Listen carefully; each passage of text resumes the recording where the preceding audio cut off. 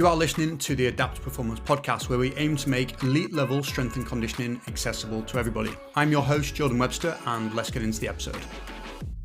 Yes, guys, what is going on? So in today's episode, I want to talk you through one of the more contentious topics that I see being discussed online at the moment, and that is squats, squat depth. Also going to go into some mobility stuff. I want to try and make this really practical. So look, if you're walking and listening to this and you hear something that you like, whether it's a specific statement or a tip, a cue, pause the podcast straight away, write that thing down in your notes so you can remember it for later. If you're driving and listening to this, then press a little microphone button on your phone or on your car and say, Google, write notes, and then it'll, basically record it for you. So this is one of my, things that I'm always trying to be super active on. If you're listening to a podcast, that's great because you're taking in information, but how much information we actually store is very minimal, because if your memory is anything like mine, it's going to be pretty piss poor. So make sure you're actually trying to use these things. That's the only way you're going to improve. So all that to say, the backstory behind why I'm going to do this podcast is squat depth is discussed a lot, and it's one of those things that people chat about in the gym, he's strong, but he doesn't squat to depth, or, it's one of those things that people obsess off quite a bit. And I'm looking at my Instagram over the past few weeks and I'm seeing England Rugby putting up a few videos of some super strong elite athletes squatting, and some of their technique is great, some of it not so great. Depth might be a little bit high, etc. You look at videos of Tyson Fury doing a leg press, even though it's a leg press and not a squat, it's not super deep, and you've got all these hecklers in the comments saying, shit form, etc. John Jones, exactly the same thing, who's, one of the greatest of all time in MMA. And it begs the question, right? Enough elite athletes are doing a thing. There must be something in there. Okay. Success leaves clues. So what can we learn from that? And I want to dive into it. Some of the principles I'm going to talk about today are going to be, it does apply to all squats really. So it's high bar squats, which is where the bar sits right high up on your traps and on your shoulders, probably one of the most common types of back squats you will see. You then have low bar squats, which is where the bar sits a little bit lower down, kind of between your trapezius muscle and above your rear delts. It sits on the rear delts as like a shelf. You see a lot more powerlifters use this, or people that have specific body types that suit a little bit more of a forward lean style of squat. It applies to front squats, which is where the bar sits on the front of your body, across your shoulder, front of your shoulders and your collarbone. And, it goes into things like leg press and stuff as well. Okay. So firstly, right, squat depth, right? What are we talking about when we refer to this? I think we all have an idea in our mind of what an ideal squat depth is, probably because of strength sports, actually. So if we think about powerlifting being who can lift the most weight in a squat, a bench press, and a deadlift, they needed to assign a rule to how deep somebody squats in order for it to be classed as a full lift. Otherwise, it gets really hard to judge. And, you need rules in order to kind of make sure that people are, sticking to the same rule set and have the same standards. So they've basically discussed that a full depth squat for powerlifting is where the hip crease goes below the top of the knee. Okay. So it's a decently depth squat. Okay. And that's what they use. And they have judges to rule whether that is a full depth squat or not. But if we look at different sports as well, even though Olympic weightlifting doesn't have the same rule set in terms of squat depth, you see the Olympic weightlifting, meaning the clean and jerk and the snatch, they squat deep, but that's not because it's the rule set that they need to squat deep. It's just because that is the most efficient way of lifting the most possible weight in that particular sport. Okay. So that's kind of why we've landed at, full depth squat being hip crease in line with knee, even though there's no anatomical reason why we consider that being the arbitrary line. So I want you to kind of question that a little bit. If you're not a power lifter, then that rule doesn't apply to you in any way, shape or form. But if we look at digging down into the actual principles of why do we care that in a squat we go full range of motion? And by full range of motion, I mean the maximum range of motion that your ankle, knee and hip can hit whilst maintaining good body alignment and good technique. I know there's going to be some confusion around what good technique is, and we'll kind of dig into that. But the reason why we want full range of motion is, look, I there's a few things actually. So the first one is like, if you are aiming for hypertrophy, so building the most amount of muscle possible, then it makes sense to take muscles through a long muscle length, like get them into a lengthened position, because that is where you're going to experience a lot of the gains in hypertrophy. Okay, so taking them through that full range of motion, you're just getting more juice out of the squeeze, essentially. I also think there's a lot of benefits to knee health, taking it through full extension, full flexion, under load. I think it makes everything nice and strong. The muscles, the tendons, the ligaments, that also applies not only to the knee, but the hip. Okay, so making sure that we have good strength in different ranges of motion. One of the things we know about like mobility is if you don't use it, you lose it. Okay, so you want to make sure that you are constantly, keeping joints, ranges of motion, and muscles like strong and healthy, and just exploring those ranges. Doesn't always need to be with super heavy weight, but we do want you to make sure that you've got access to those positions, just for later life, but also when you're in the sporting arena, whatever your sport is, whether it is rugby, whether it's wrestling or whatever, and you get put in a particular range of motion, you want to know that you're strong in that range of motion. You've been in that range of motion before. Because one of the things I do believe is that the plane of motion and the range of motion you do not train in is the one that you get injured in. And I've definitely seen that in a lot of sports. So look, there's a few reasons there. Full depth squatting is a good idea in a lot of cases. And there's also some benefits to it from a performance standpoint. Like I said, powerlifting, you need a full depth squat. For Olympic weightlifting, it makes sense to be able to squat deep so they can receive the bar.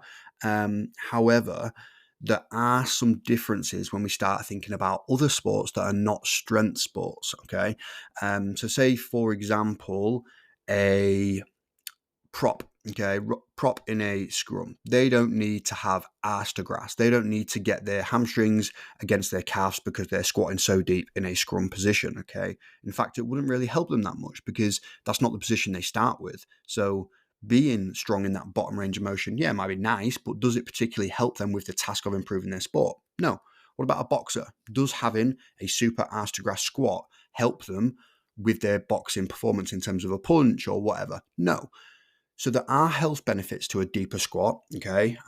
Health and performance benefits to a deeper squat. However, when we start thinking about the sport specificity side, like does it actually transfer towards faster sprinting, et cetera, no, okay? I'm going to touch on that topic towards the back end of the podcast, how we actually think about sport-specific movements and what that means. But I want to give a little bit of a rundown of a variety of things first before getting into that, because I don't want people to run straight to, oh, Jordan said I don't need to do deep squats, therefore I'm not going to bother.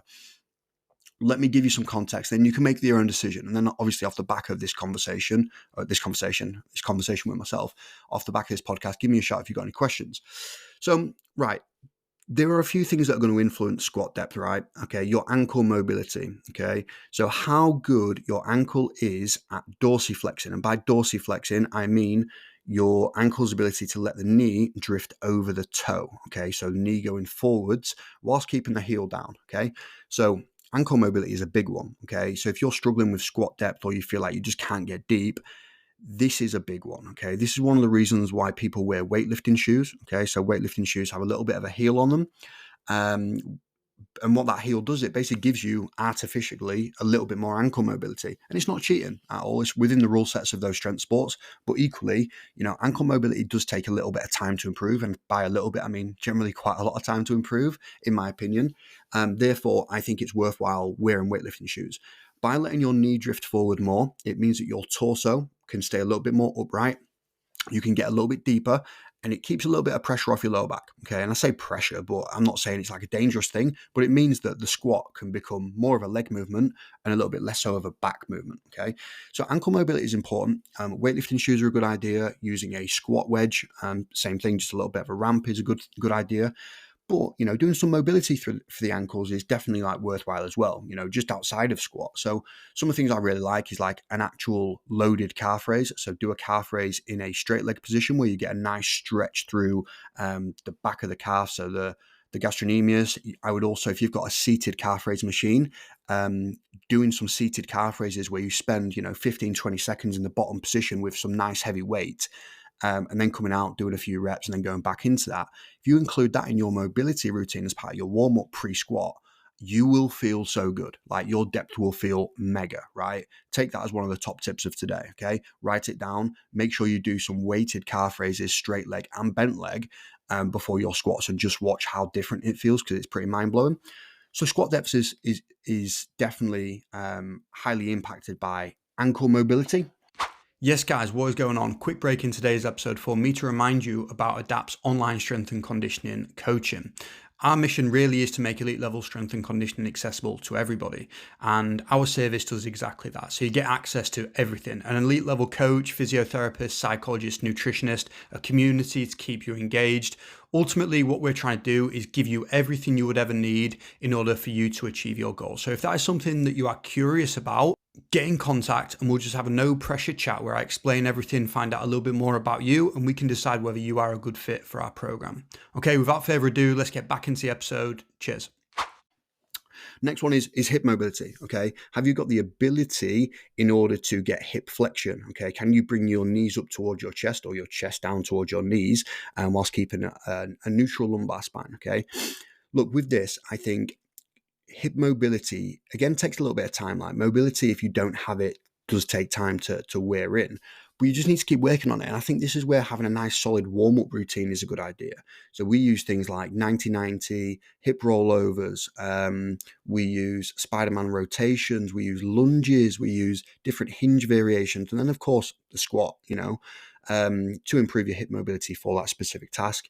A nice one to improve hip mobility relevant to a squat that I really like actually is if you get a bench, okay, and you're just going to get one foot up on the bench, as if you're doing like a Spider-Man, okay, a Spider-Man rotation or the world's greatest stretch, but with your front foot elevated on that bench. That is lovely, and really kind of using that bench and your arms to pull yourself into a deeper single leg squat position, essentially.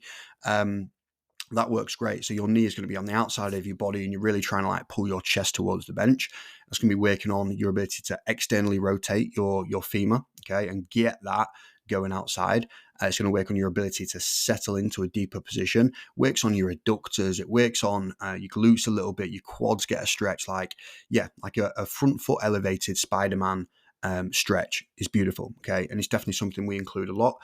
Hip mobility is one of those as well, where when you look at how somebody squats, you could probably get an indication of what they might be missing, okay? So as a practical thing, if you think about how you like to squat, I'll use myself as an example with this because this is definitely me as well. So when I like to squat, I actually like turning my feet out a little bit, okay? So instead of having my feet at what a traditional, technical model of a squat might be, if you're stood on a clock, 11 and a 1, okay, where you've got a slight turn out of your feet, but nothing drastic, okay? I don't like squatting like that. I hit like a little bit of a block in my hips when I get to not even parallel, okay? So I like to turn my feet out a little bit wider, okay, rotate them out slightly, and I also like a little bit of a wider stance.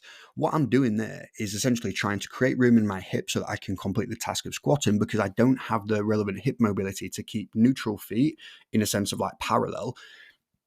So I'm turning out. And what that typically means is I'm lacking a little bit of internal rotation within my hip socket, okay? So I'd probably need to work on that in order to basically bring my feet in a little bit further, etc. I can squat fine, I can squat heavy, I can do those things nice. So I don't necessarily need to in order to squat more. However, again, going back to like some of the things I believe is having a good, well-rounded, body, essentially. Like you want to be able to go in and out of different ranges of motion. So look, internal rotation is typically present, or internal rotation mobility restrictions are often present if you are somebody that really likes to drive those knees out, okay, and really likes to turn those feet out and can't do it any other way. So I would look at improving some internal rotation. And internal rotation is essentially, can you get the knee going inwards? Okay. Like typical, if you've heard of valgus, like that's what we would associate valgus is they're different, but like essentially, can you get that going on? Some of the things that will really help actually is, can you do, we use a single leg or a staggered stance, Romanian deadlift, okay, but we're really trying to open up the glute, okay, and really kind of sit back into the glute. And you might have seen like David Gray, Dave O'Sullivan, and our physiotherapist Ollie Evans also recommends these things in order to really open up the glute, get some good internal rotation, get those hips moving really nice. You can also do some adductor machine based things, just kind of get things nice and strong on the inside, some Copenhagen's. Mobility is great, but mobility plus strength is like, wow, whole different story. So hip mobility is important. That's one of the things that influences depth. You then got torso length and femur length, so femur being your thigh bone. Look, these things definitely influence how well you squat. If you look at some of like Olympic weightlifting is a really good example. You have like the Chinese side of the sport, and the way that they are necessarily built means that they can squat deep really, really easily. And it looks effortless. They kind of have like this long torso and really short legs, essentially, which just means that their balance points, their center of mass is great. They don't need to actually cover that much distance to complete a squat. And, that's totally different to if you look at like an NBA player, like a LeBron James, who's just long. Okay. He's a long guy. Therefore, him squatting and getting to, depth might be, it's not going to be 2 meters, but he might have to move the bar 2 meters in order to complete a squat, whereas a Chinese weightlifter might have to move it 30 centimeters. Obviously exaggerating there, but that's the impact of it. If you are somebody that typically falls forward quite a lot and you really prefer like a forward lean type of squat, a little bit more of a good morning, it might be that you're, built a little bit that way. Okay. Definitely explore some of the things I said before around ankle mobility, open up those hips, etc. But you can't change those things. You can't change your torso length for your femur. Well, you can actually change your length of your legs. I don't know if you've seen the surgery, but it's a bit mental. People going from the humble 5'11" to a monstrous 6 foot. Like, surgeries are happening in that sense, which is pretty crazy to me. Maybe I don't understand it properly, but yeah, mad. So those things impact it. And then the type of squat will influence your squat depth as well. Okay. So look, high bar. Okay. That will give you a slightly different depth potential than a low bar squat for most people. Front squat typically means you can go a little bit deeper for most people because of where the bar is situated on the front side of the body. It just unlocks a little bit extra mobility. And a lot of people, genuinely squat the nicest with a front squat or a heavy goblet squat. That's my thoughts. It allows them to really get deep into those knees, deep into those hips, and really challenge the legs. They do have downsides, those exercises. They're not just like the gold standard, but, it's something to think about if you're really trying to maximize like muscle development or depth, for example. Those ones really work. And just on that, actually, a really good thing to do ahead of like a heavy squat session I found is actually just doing some goblet squats. Okay. So do your mobility, do all that good stuff. Make sure you're ready. Go over to the dumbbell rack and pick up the heaviest dumbbell you can grab. Okay. Get it up there, get it into a goblet position, which is essentially holding it against your chest with your, the heel of your hands underneath one side of the dumbbell. And just give me, 6 reps with a pause in the bottom position. What you'll feel is your core is on fire. Your core is so engaged. You're upright. You've got a good balance point in your feet. You know what it feels like to be in a deep position. Then when you go put a bar on your back, it's like, wow, okay, this just feels smooth. Okay. Write that down. Okay. So as we kind of discussed them, those are some of the influences around depth. Okay. Let's look at some of the specific tips that I think are really important. Look, we've spoke about mobility, so quick refresher on that. My top ones, if I had to say something, is make sure you definitely warm up properly. Like do a full body warm up. Like don't neglect the shoulders and stuff like that, because ultimately, if you cannot grab a bar on your back in a really nice position, or your T-spine isn't super mobile enough to do that task, that is going to have implications to how your lower back wants to move, to how your hips move. The body is a complex system and it moves together. Okay. We're not just trying to improve one thing at once. It's like there is always going to be a knock-on effect. Like the body compensates really, really well. It's one of the reasons we've survived so long as a species is as soon as it encounters an issue, it finds a way of continuing doing that task. So definitely warm up the whole body. Do your shoulders, do your T-spine, do your hips, do everything. Write it down. Like actually have a regular mobility routine you do, so that you can see what's working, and then you can start trialing things a little bit, mixing it up and like, okay, that one's not really working for me anymore. I'm going to try a different version of that. And, with your mobility routine, don't be scared of trying to progress it. Like, you shouldn't just do the same one for forever, really. I think, exploring different things just so you're ticking a lot of boxes. Then look at gradual progression, right? So if you are somebody that is, you found yourself on this podcast because, okay, deep down, you're not happy with your squat depth. For whatever reason, it's stressing you out. Maybe you've had a few comments in the gym, or you're seeing videos online and you're thinking, I want a little bit more of that. You want more depth. Look, if you are squatting heavy, okay, and you're not hitting depth, you're probably going to need to reduce the weight down a little bit. And that is the simplest solution. Like, take it down 20%, take it down a little bit further, take it down until you can hit good quality depth for the amount of reps that you want to hit. And I would recommend starting a little bit of a rebuild phase. Like, if you're currently doing, let's throw some numbers out there, 3 sets of 3 at 140, but they're not great depth. Well, maybe take it down to 100, 110 and get in like a nice hypertrophy phase, a good volume phase of 3 sets of 8 at 100 or 110, okay? But really making sure you go to depth, right? Those reps are going to be good because it's going to teach you how to go deeper. You're going to have a lot of reps to practice. That's important, but it's also working on, you've now got more reps to improve the mobility side. So look, it's one of the simplest things is just take a step back. If your depth is not where it needs to be, you're probably ego lifting a little bit as well. So bring it back and then gradually build it up and just make sure whatever your standard is, okay, if it is powerlifting standard, great. If it is Olympic weightlifting standard, great. Or if you've got an S&C coach or a physiotherapist that has told you, this is the depth I want you to work to, then cool, that is your depth you're going to work to. But do not let your depth get higher or your squat height get higher just because you're adding more weight, because that's not progression. You're probably just doing less, right? So yeah, don't be afraid of just taking a step back. I think we're always in a rush to get somewhere. Like, I want this number. You're going to be training for a long period of time. You've got time to do it right. You really do. Another one, foam rolling and self-myofascial release. So this is, I did an Instagram post about this the other day and I had some great discussions in the DMs about it, because when I first started lifting weights, and it was a little bit after actually, there's a guy called Kelly Starrett and he has a business called ROMWOD, so range of motion workout of the day. So he's kind of like a CrossFit guy, but he used to promote a lot of like self-myofascial release, like self-massage and sitting on a hockey ball and, getting into the glutes. He'd do a lot of like barbell smash work where you'd get a barbell and like roll it on your quad or roll whatever. And he was a big fan of it. And you know what? I think he was a proponent of that thing. He was a flexible guy as well. He lifted, so I think he had some good authority in that space.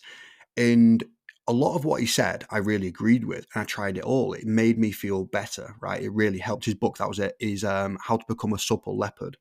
And I read the book, loved it. Okay. There's elements within that and elements within his YouTube, which is not great. Right. And you find this all the time, actually. This is like a comment on the fitness industry in general, is somebody will come out with a thing, right? So Kelly Starrett being the supple leopard, here's how you get more mobility. Why would you not want that as long as you've got strength there as well? So we started putting out these things, but there was the occasional whopper, the occasional thing that got it like slipped into the bad information, into the good information. So then people started to be like, actually, nah, I don't trust that. And before you know it, like that good thing of, some self-myofascial release and massage work then got kind of twisted into the other side of the pendulum where it's completely useless.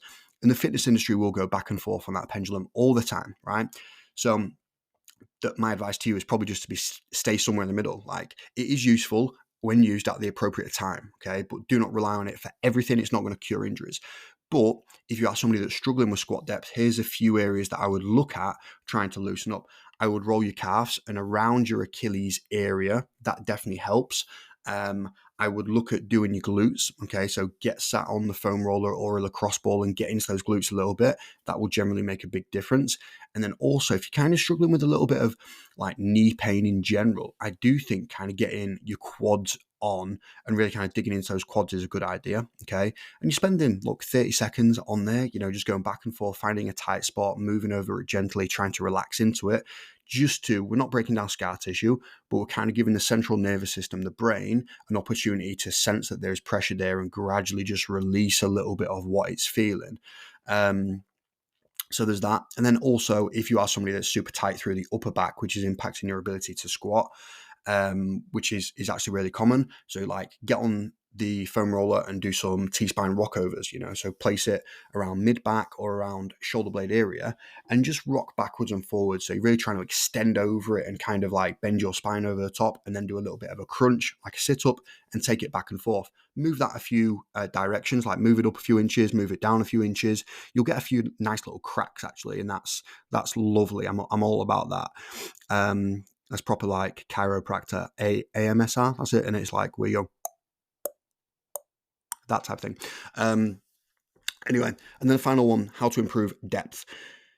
Good coaching, right? Oh God, can you sense what my bias is as an S&C coach? But look, you'll be amazed at what having a few sessions with an S&C coach who can truly look at your squat and, have a really good eye for things, what it can do to how comfortable it feels, how strong you'll feel. I've been in situations where I've been able to add 10 kilo to somebody's squat in a session, or been able to add 6 inches to the bottom of their squat depth in a session. Like, those are genuine, realistic things that can happen. You can get somebody out of pain on a squat with just good coaching in a session. And you don't just need to settle for what you've got. I think we sometimes get a little bit stubborn, but strength and conditioning, if they've got good biomechanical knowledge, it's an expertise. Okay. So I would also just say that, like, get somebody to look at your squat if you're having trouble with it, and it'll be the best money you'll ever spend. Maybe not, but like it'll be powerful. Right. So quickly want to delve into some of the mistakes around squat. It is kind of involved in depth, but I think it's more wide around squat. So look, heels, right? So some people, when they squat down deep, they will lose heel contact with the ground. So they'll come up onto their toes. We don't want that, okay? We always want you to be pushing through a full foot, okay? So by a full foot, I mean, have you got your heel in contact with the ground, the ball of your little toe in contact with the ground, and the ball of your big toe in contact with the ground. It's essentially a tripod, okay? So you can draw a little triangle there. And what you don't want to happen is, as you squat, you don't want to be in such a position where you lose one of those contact points, because then it's not a very stable platform to push through, but also it's probably just not going to be great for generating force. The body will not allow you to lift 200 kilo if it doesn't feel safe in its foundations, which is the feet. So yeah, think about, drawing a little triangle. You got balls of your feet, so little toe, big toe, and then heel. You got that triangle. If you are somebody that is losing your heel, we probably need to work on ankle mobility. Again, going back to the shoes and ankle mobility movements. You also don't want to be in a situation where you are overly driving your knees out. Okay, so if we go back to some of the origins of like when squatting became super popular, like Westside Barbell and things like that, which was a powerlifting team, they are hugely about low bar squat, so bar sitting a little bit lower down on the traps and knees out, okay? Super wide stances, toes turned out a little bit, knees out, knees out, knees out, knees out, as an opportunity to get to a certain squat depth using the muscles that they wanted to use, which was mostly like glutes, lower back, hamstrings, not so much quads. There would be a bit of quads, like you're not going to turn them off, but they were knees out, okay? What tends to happen if you kind of think about where your feet are, if you're kind of sat down or you're walking, think about, look, if you used to push your knees out and really kind of exaggerate that knees out position, you're going to lose contact with the ball of the big toe in contact with the ground, okay? So now you don't have a tripod. You don't have that triangle that we just drew. What you actually have is a line, which is an ice skate. You're not very stable on an ice skate. You're not going to be able to squat massive weight on an ice skate, okay? So I would definitely think about that and consider it, okay? So you don't want knees out for sure, but you also don't really want proper knees in. I think this is a super contentious topic, to be honest with you. Like, where should your knees sit? I just think aim for somewhere in the middle. It's not the end of the world if your knees do drift inwards, because it's probably not what we associate as knee valgus. That's what people like really try and get into, is like, oh, it's knee valgus. It's not. When your knees drifting on a squat, sometimes what it actually is your body trying to find a more biomechanical advantage. By knees in means that your glutes are going to stretch a little bit more, okay? It also means that the femur is going to sit into your hip socket with a little bit more leverage. So actually, knees in is a better position for some people to squat, and I'm not nervous about it, as long as it looks the same on both sides and it's not massive where your knees are touching. That's my thoughts, okay? So yeah, heels anyway.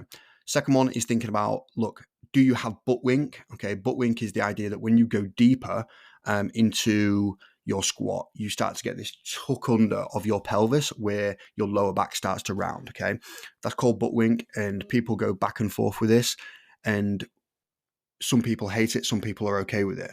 The thing for me is like you can correct it in most cases through good quality coaching, starting in a better position, and ultimately just progressing load accordingly. You might have to take a few steps back, but I personally will try and coach people out of this because I don't love the idea of having a lot of weight sat on somebody's shoulders and then dynamically going into a situation where the lower back rounds and then you come back out of it. I don't think it's amazing for lower back health.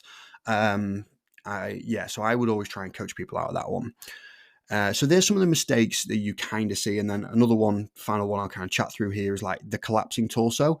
Look, if you go down with a nice upright torso, but then when you get to the bottom position, you start pushing upwards and your hips shoot up, but your chest stays low and it turns into a little bit more of a good morning, I would definitely try and avoid that, and I would say it's more of a technical mistake. And again, you probably need to rebuild. I don't think it's a mobility thing because you can get into that good position.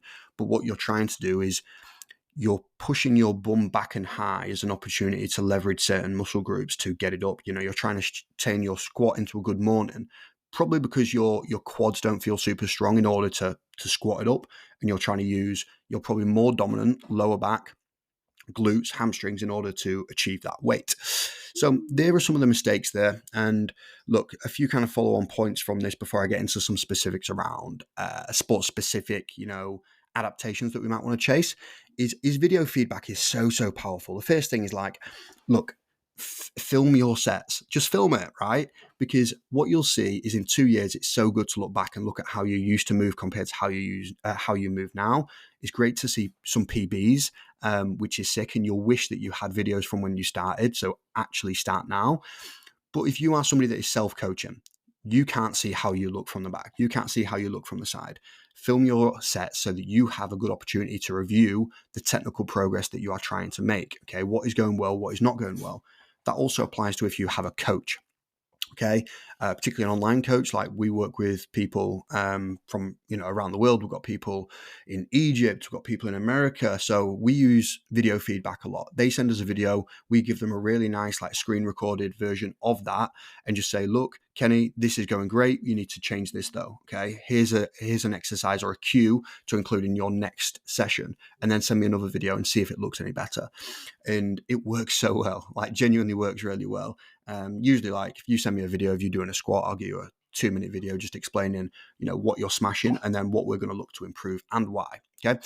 So video feedback is super powerful. And I would definitely recommend you do that. So getting into some of the nuances then. We spoke about squat depth and why you might want to get into a deeper squat and how you might get into a deeper squat. So let's chat about some of the reasons why you might not want to squat to depth and how that might be important for you, your performance, and what you need to do in your sport, right? So look, again, as I kind of mentioned before, been videos of England rugby and rugby boys in general don't squat super deep. Sometimes you've got videos of Tyson Fury doing a leg press, not super deep. John Jones, who's one of the best in the world, not squatting super deep. There's got to be something there. So the reasons why you might not go super deep is it does have benefits for performance, okay, depending on the context and how we use it. When you don't squat as deep and you don't go all the way down, you can use heavier weights, okay, which makes sense. That means that you're strengthening the specific range of motion that you're training. So if you do a half squat, you're going to get strong in a half squat. Well, if we look at some sporting movements, you don't need to go all the way ass to grass every single time. Sprinting, okay, kicking, punching, scrummaging, whatever that thing is like it has a range of motion that's associated with that task.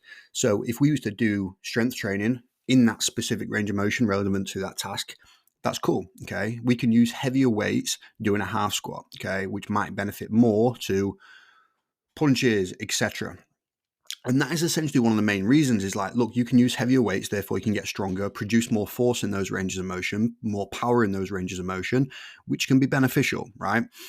You also do find in a lot of scenarios that by reducing the range of motion and not going full depth, is you get less DOMS, okay? Less delayed onset of muscle soreness, less achy muscles, which, just don't feel great to do your sport with.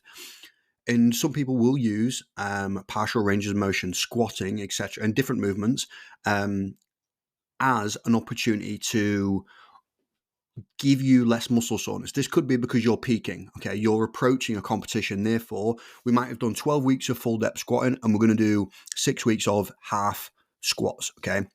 Because we've built some great general strength. Now we're going to try and transfer that a little bit more and freshen you up, get less muscle damage so you can spend more time doing your sport. But you'll also see a big increase in the amount of weight that you can lift, which is beautiful because then you'll start to feel really powerful, really strong in the ranges of motion that you're exposed to a lot. So that's one of the things, less muscle damage, okay? But yeah, generally speaking, when we think about partial ranges of motion, it's about like sport specificity most of the time, okay? If you don't go into deeper ranges of motion in your sport all the time, it's not always necessary. The caveat I will put on this then is I am still a fan of full depth squatting, okay? I do it a lot with our guys and we always kind of generally aim for it because I think before looking at super sport specific stuff of really trying to like hammer in on sports specificity, I want people to be good, all-round, strong individuals with good mobility and ability to get into those positions. And I like a good few years of exploring that, to be honest with you. I don't like to rush straight to a partial range of motion exercise that we load heavier before we've really like squeezed the juice from the orange, right? That's just my preference. And look, if you're in a situation where you're a professional athlete, it might be different, but still, I think you've just got so many good things to be gained from being strong in a full range of motion. So I lean towards that. I lean towards making you a good, well-rounded athlete who can run through walls and can tolerate a lot of shit. Like, if I had to sum up a lot of my like philosophy, it's that I want you to be hard to kill, and if you're super easy to kill, as soon as we put you into a deeper ranges of motion, that doesn't really suit my bias. So look, there's been a lot of things that I've kind of discussed there. Like we went into why squat depth is a thing. Okay. Why should we care about it? Why would we want it? What influences it? Some tips to improve it, some mistakes around squatting in general. We got into some why you would do video feedback. And then look, why you might not want to squat to depth, why it might be advantageous to not do those things. And look, if you have any questions on what I've covered today, give me a shout. Like I'm always happy to just chit chat. Like I'm not going to, not going to be offended if I didn't explain something particularly well or you need a little bit more clarification. But yeah, as always, guys, thank you for listening to the podcast. Give it a share to somebody in your team, in your gym who you feel like might benefit. And I'll see you next time. Okay, that is the end of today's episode, guys. Hopefully you enjoyed that. If you did, please do let us know and then share it with somebody who may find this episode interesting. Okay, see you next time. Cheers.